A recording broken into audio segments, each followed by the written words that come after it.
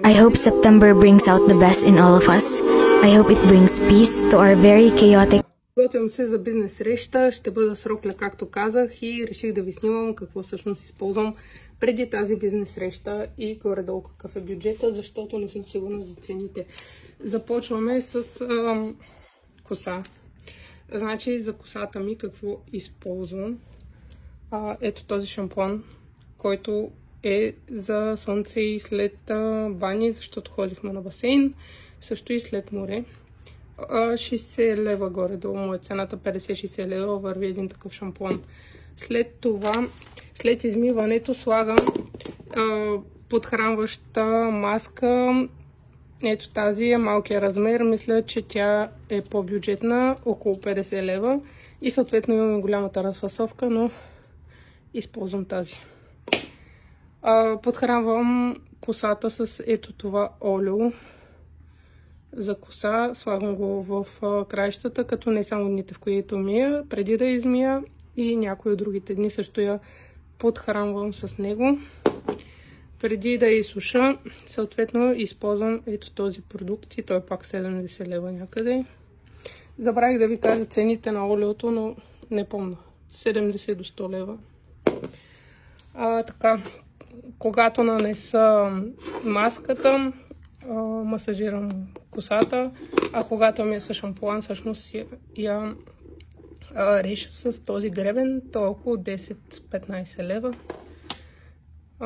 Също така, когато нанеса маската, използвам тази шапка. За сушене използвам 2 или 3 кърпи от този тип,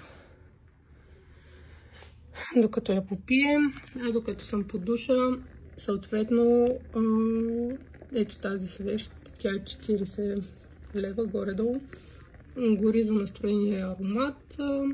Също така под душа, извинете, стилизирам косата с този лак, той пак 50-70 лева средно, не мога да кажа точна цена. След това под душа използвам ето този интимен гел. В момента не знам колко струва всъщност. Използвам ето този бюджетен душ гел, който е за бебета. Много е нежен. Има и масла за подхранване и глицерин, което на мен не допада и затова го взех. Между 11 и 15 лева. Първо нанасям него, след това нанасям ето този скраб на Кокосолис. Не мога да ви кажа цена, мисля, че се продаваха по 3 в пакет. И след като изляза от душа, нанасям ето това бляскаво олио, пак на Кокосолис, колко е, около 50 лева. Има блясък, подхранва и е лятно, за роклята е много подходящо, обожавам го. Като аромати използвам ето този Бразилиан краш, много го обичам. Не знам, пак 40-50 лева е. И завършвам с парфюм, който си отива с Body Mist, Miss Dior Cherie Blooming букет, колко да е? 250-300 лева, мисля, че не съм сигурна. Подарък ми е той. След което минаваме на лице. Измивам лицето си с Кокосолис. 30-40 лева. Маска за лице, която е страхотна, и я намерих само за 3 лева. Обикновено върват 3 до 5 лева този тип маски, този клас. След което минаваме към грима. Косата я прибирам с тази ластичка. Нямам представа колко струва. Използвам също за прибиране на малките косъмчета ето тези фибички. За извиване на миглите нямам представа. Ползвам тази спирала на Анастасия. Също за веждите използвам на Анастасия продукт и още един имам. Днес ще използвам ето този молив за устни. Мисля, че е бюджетен, не знам. Бюджетен коректор с 2 цвята. Също коректор, който се нанася под очите. Този беше много популярен, забравих как се казва.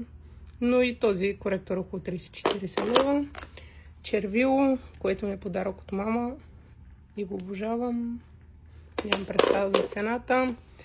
Основа за грим, бюджетна. Фиксатор за грим, бюджетен. И завършвам с палитрата на Too Faced. В нея има буквално всичко. Тя е пак 200-300 лева, но имаш всичко. Най-различни цветове. Имам цяла книжка с идеи за грим. Има блясък, има руж, има бронзант, въобще всичко, което ми е необходимо. Обожавам я. Тя не знам колко е, 200 лева може би. Така, моля, ако знаете цените или ви се занимава да сметнете общата сума, напишете я в коментар.